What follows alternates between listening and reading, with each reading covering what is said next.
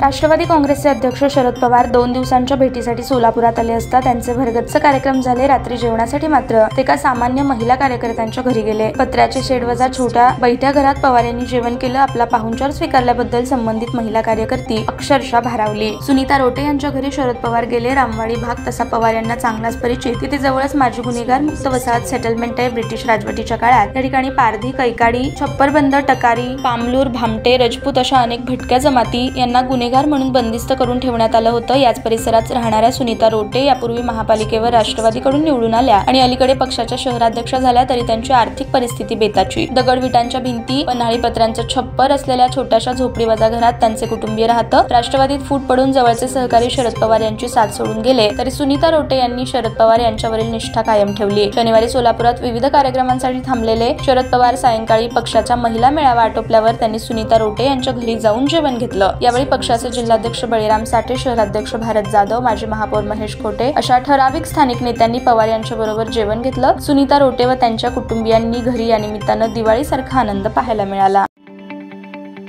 ताज्या बातम्या पाहण्यासाठी प्राईम महाराष्ट्र न्यूज चॅनलला सबस्क्राईब करा।